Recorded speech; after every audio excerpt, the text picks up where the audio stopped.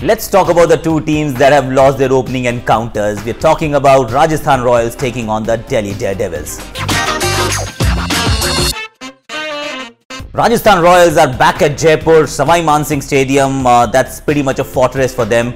After a very long time, they've been away from the IPL for a couple of years, but from Jaipur much longer.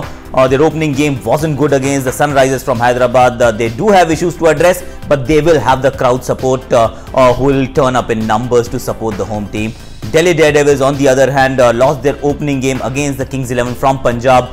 The batting looked a little lackluster, just like Rajasthan Royals, and they will be looking to make amends and also make changes to their playing 11. I'm going with the captain, Ajinkya Rahane. He missed out in the first game. In fact, had a pretty poor game as a player as well. Dropped a catch in the slips of Shikhar Dhawan. Didn't really get going with the bat. But then if the Rajasthan Royals were to do well, the captain must fire. And when you look down that Delhi Daredevils bowling sheet, you really fancy his chances. The pitch will be to his liking. If he gets into the groove, he can get a big one. I'm going for Amit Mishra from the Delhi Daredevils. For a couple of reasons. One, he just didn't look his own in the first game. He was bowling the defensive lines onto the legs of the left-handed Yuvraj Singh and David Miller. That's not the Amit Mishra that Delhi Daredevils would want to see, and that's why on this very surface there may not be a lot of spin available for him, but the boundaries are huge. It's a huge ground, perhaps the longest boundaries that you'd get in the Vivo IPL. So Amit Mishra, well, he must do well. When you talk about the trump card, you look at Chris Morris.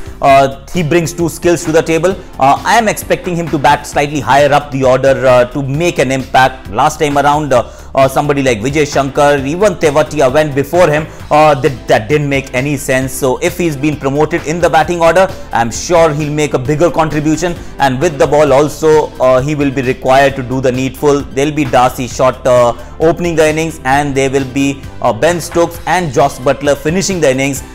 In the absence of Kagiso Rabada. Yes, Trent Bolt is playing, but I think Chris Morris could be the man that can turn the tables for the Delhi Daredevils. I'm going for Gautam bowling to Gautam. Gautam Gambhir was very good in the opening game. In fact, he was the only guy who could read Mujibur Rahman. He was decent against Ravichandran Ashwin. Akshar Patel, he actually went after him. He is one of the best players of spin that you'd ever find. And K. Gautam, Rajasthan Royals have invested heavily on this one guy. Didn't have, or rather didn't leave an impression in the first game. Of course, there were not enough runs on the board, but that is one battle to watch out for, because K. Gautam, a greenhorn, is up against a very experienced batsman. My prediction to top it all, it's a tough one to call. Rajasthan Royals at home are always formidable. Delhi Daredevils, they're on the road, and they do have the depth. Now Glenn Maxwell will be available to them for selection, and that should solve their playing 11 and the batting order. And for this very reason, and for Gautam Gambhir's captaincy and his personal form, I am going with Delhi Daredevils.